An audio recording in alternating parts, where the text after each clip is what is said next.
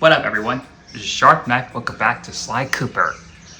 Last time, we watched more bonus commentaries in the Vicious Voodoo level.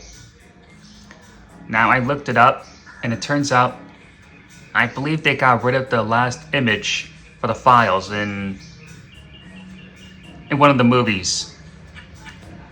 It was commercials and outtakes. I don't know if they got rid of it here, or they'll just pop up until you're finished with more commentaries. I think they show it in the PS2 classics. I'm not really sure. Well, either way, we're not going to watch that for the finale. So instead, we're going to watch the making of Sly Cooper. And then we're going to watch the end credits. But that's going to be for another time, because we got one more bonus commentary to look at. And that is Fire in the Sky. Alright, let's watch all the commentaries in a perilous ascent. I'm pretty sure it's perilous ascent. And I still can't pronounce it right. This level is in many ways, in my opinion, the most sort of evolved from the standpoint of gameplay mechanics in the game. We do some really crazy things with the camera, like when you're sneaking around the edge and the icicles are falling at you, where we've constrained the player to a simple decision-making process. Yeah, that was my fault. Let's watch it again. This level is in many ways, in my opinion, the most sort of evolved from the standpoint of gameplay mechanics in the game. We do some really crazy things with the camera, like when you're sneaking around the edge and the icicles are falling at you, where we've constrained the player to a simple decision-making process, being left or right with the danger coming down on them. But because they're so constrained, you can do totally whack things with the camera and give you this image that you don't normally see in video games as a result. It's more cinematic, and it helps highlight the danger in the case of this level from the guards looking down on you when you sneak around the guard tower or the falling icicles. It's a nice change of pace from just having the top-down playable camera all the time. Even a bizarre perspective. Let me ask you this. Okay, so we were recording the voices for the game. Yes. And how weird is it to get the script? And the game it's kind of interesting to note that we are not trying to make a cartoon with the voices. Everybody's supposed to be pretty straight-laced, and you're one of the weirder voices in the game with your blah, blah, blah. But a lot of people are very, very dry, not hammy at all. Sly Cooper. If he was hammy, we would be in big trouble. But he takes it all seriously. How hard is it to take it seriously or even understand what's going on from the script? Well, I would say it's actually pretty simple. The idea is that you get a character and you figure out what this character sounds like and what who they are and what they want, without sounding too ridiculous. This is what it is. And you just say the lines like the character would say them. And fortunately, the lines are not too difficult to manage. A lot of them are, wow, press a certain button and you'll jump. And so it's pretty self-explanatory what you need to say, what you need to do. When you get into the crazier stuff about, I think on this other level about, she's making a disgusting soup out of guts and bones. It's just a matter of just going along with the lines and trying to be scared. Yeah, but I mean, how do you, I don't think you can really use like Stanislavski method when you're trying to picture yourself as a turtle freaked out by a voodoo creation soup. Well, it's all just the magic of make-believe. Oh, really? Yeah. I mean, well, you say these lines too, when if you're writing them or reading them yourself, you say them and you know exactly what you're trying to get across. And the job of the actor, and I use that term loosely in my regard, is just to try and make sure that everything makes sense as coming out of your mouth. Looks like that's everything. I'm gonna take out a few cards and then I'll get to the bonus commentaries. Oh! On second thought, I think I'm just gonna move on to the next level. And it looks like we can restart from here anytime we want. But I don't think that's necessary.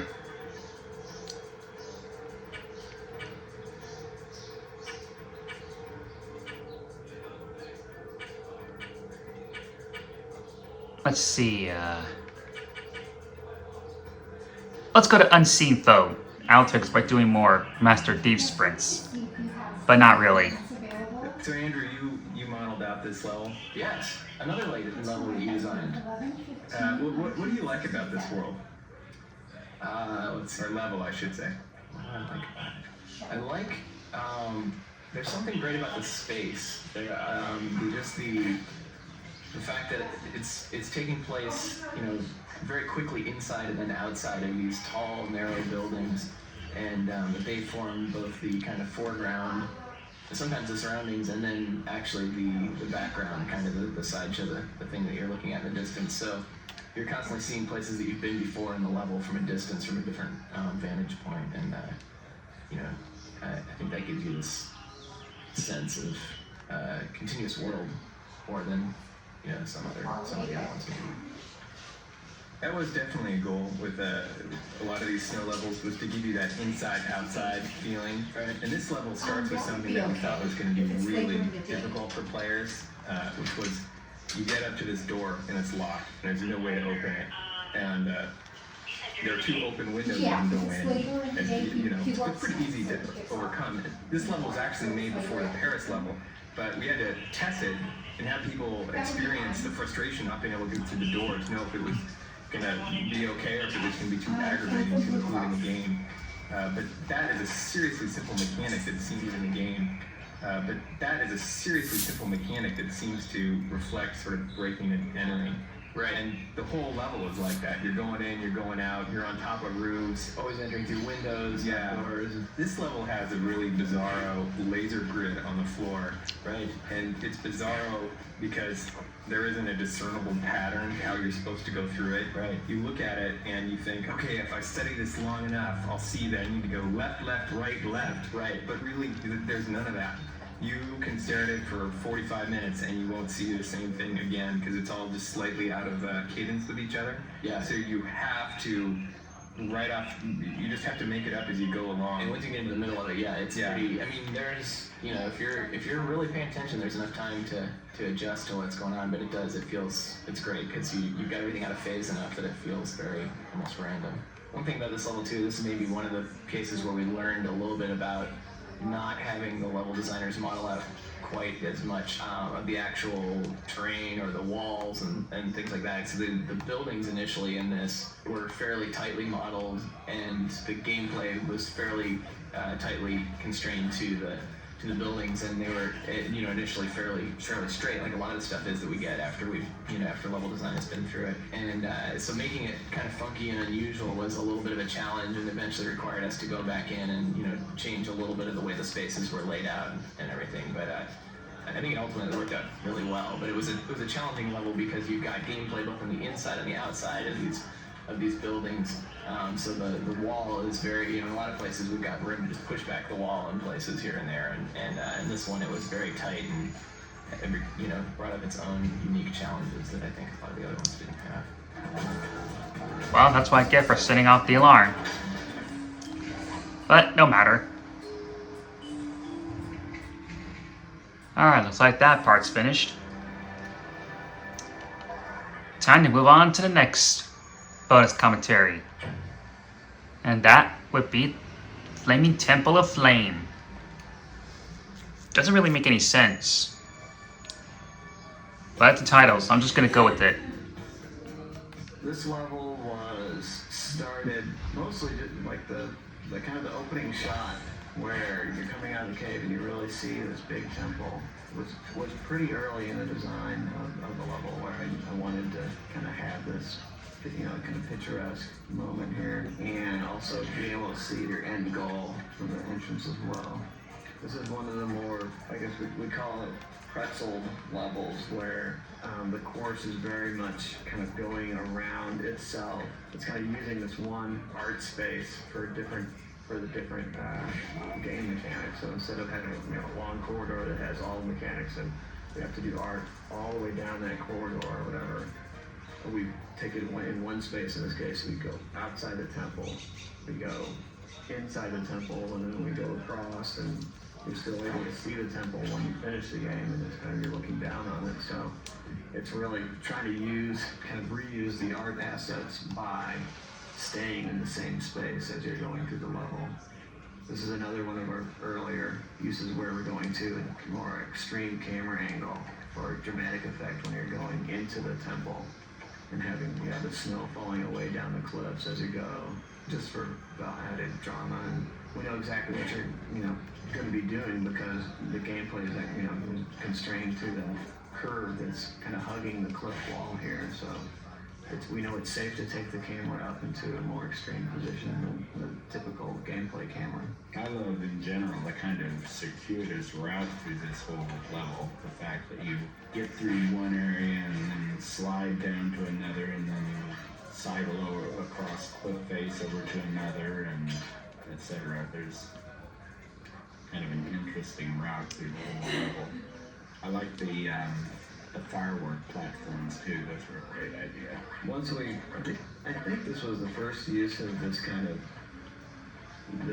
use of lasers where it's really close. It's just close to the ground. It's not like sweeping across the whole hallway.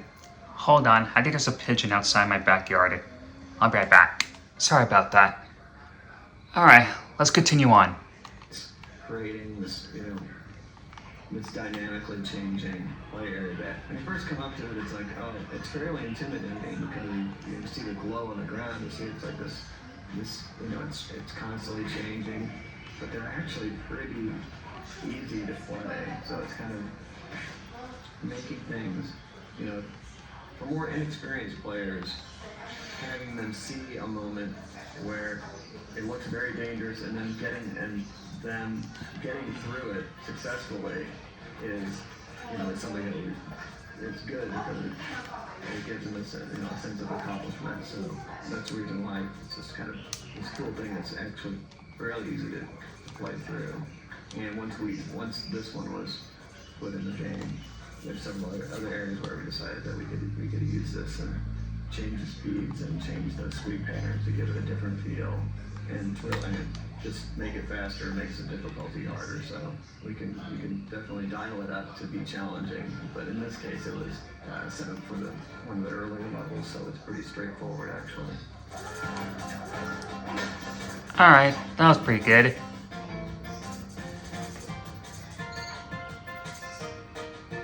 Alright, one last bonus commentary to look at. And that would be Duel by the Dragon. Alright, enjoy the last commentary. I kind of use the fireworks in this level as kind of gating mechanisms to keep you kind of dodging and running from Carmelita while you're playing. Right. And also just to have bigger kind of these big events during the game. Just from texturing, I know, like on the mugshot where she's shooting at you, the colors were reversed of this. Like in this one, Sly Cooper's path was all cool, and where Carmelita's jumping around is where we kept the warm colors. But in the mugshot one, it's kind of reversed, where Sly's running on the warm path and she's jumping on the cool buildings. Yeah, doing her effect was kind of fun. She originally had a different, entirely different weapon, and we really wanted to kind of emphasize the stun gun feel, and it was interesting to try and tune because the color tones of the world in general were, she appears in several places, and so it was finding something that had a little bit of, it has this icy color, but also this sort of orange center to it, and that seemed to work best across the different levels. Was it your idea always to have do you have other ideas besides that dragon? Or was it?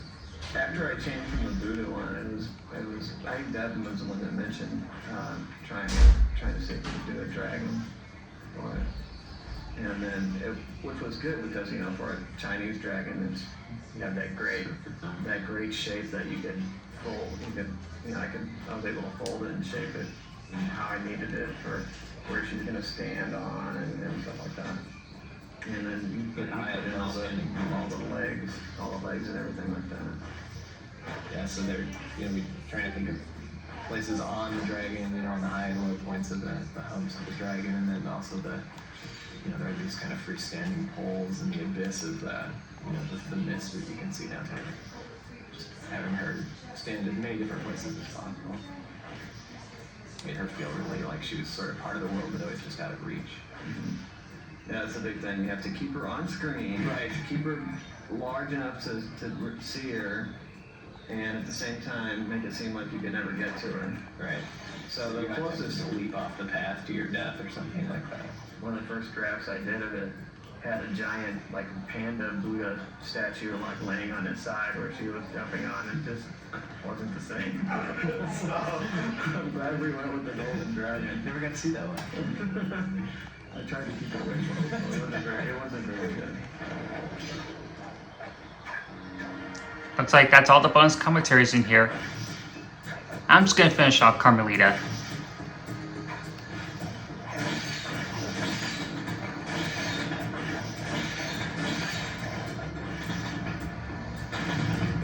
Done. Watch your back, Cooper. When least expected, I'll be there.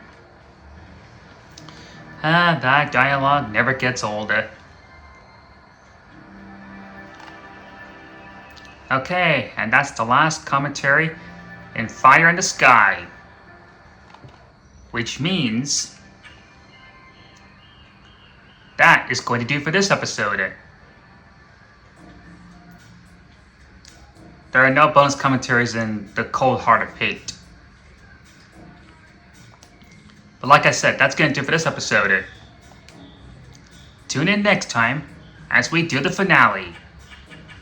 And that is watching the movie of Making of Sly Cooper. And then it's off to the end credits. Thank you all for watching. This was Sharp Knife, and I'll see you all next time. Take care.